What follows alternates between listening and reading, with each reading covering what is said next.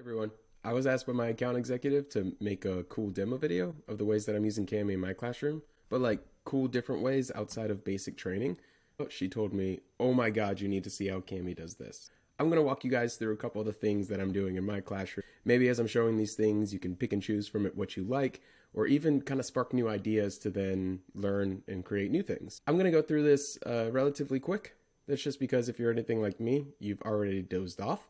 So I'm going to show you these things, but I'm not necessarily going to walk you through step by step how I did it. I'm going to encourage you to reach out to me if you have any questions or you want to see how I did it. So then that way I can sit down with you, maybe one-on-one or with your team, and I can help you kind of learn how to do these things on your own. So free to watch the video at your own pace, but keep in mind, reach out to me if you have any questions.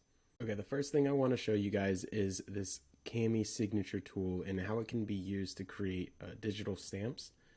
I absolutely think that this is one of the most underutilized tools in Cami, and I think it's an incredible resource for you to have. If you ever find that there's a whole bunch of images that you need to add and the signature tool isn't working for you, you can also save them to your desktop. This works with your Chromebooks, with a Windows PC, even Mac. If you're extra like me, then you find a way to add them to your taskbar. From here, I can also add things like GIFs, where I wouldn't be able to do it with the signature tool. These things are easy for me to grab because I refer back to them.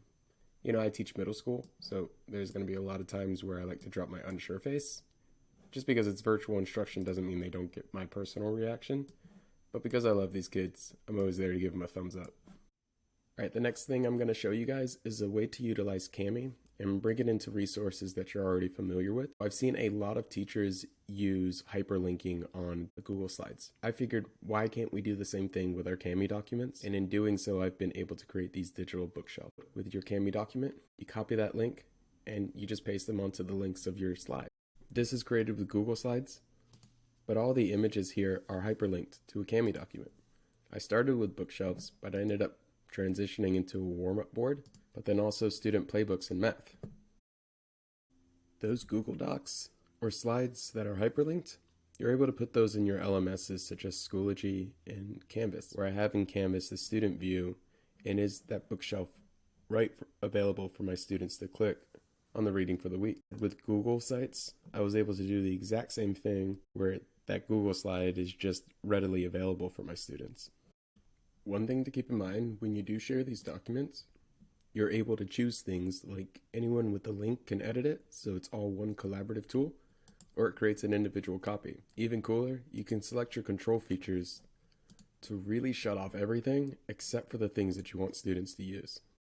If you have been following along and you saw that there's a way to put Cami links through an embedded Google slide in your LMS, but you can actually do that with just Cami itself. So something like this is going to be useful when you really just want kids to follow along. They don't necessarily need to pull up the assignment and work on it.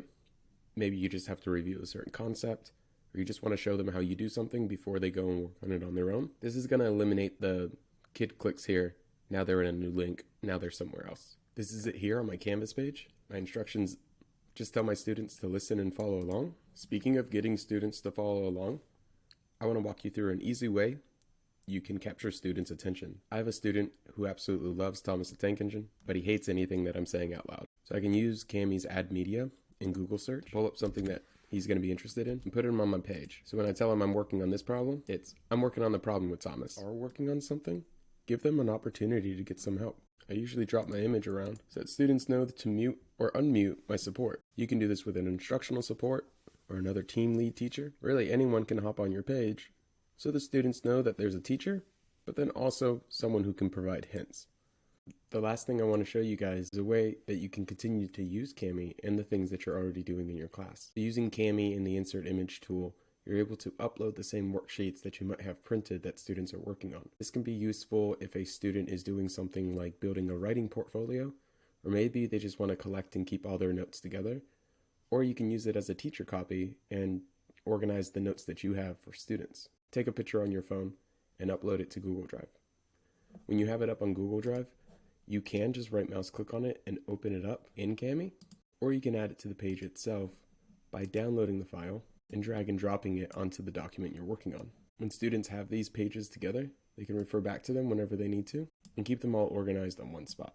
There's also the option to add a page. If you want students to be able to add to it and continually build throughout the school year, students can have their personal notebooks and add a page to the bottom of their document where they can add their notes. You have to excuse me for the quote-unquote notes that I have. Teaching virtually means I don't have any worksheets in front of me, so I had to take the best thing I had. If there was at least one thing you got from my video that you're curious about, I want you to reach out to me. So shoot me an email and you and I can chat.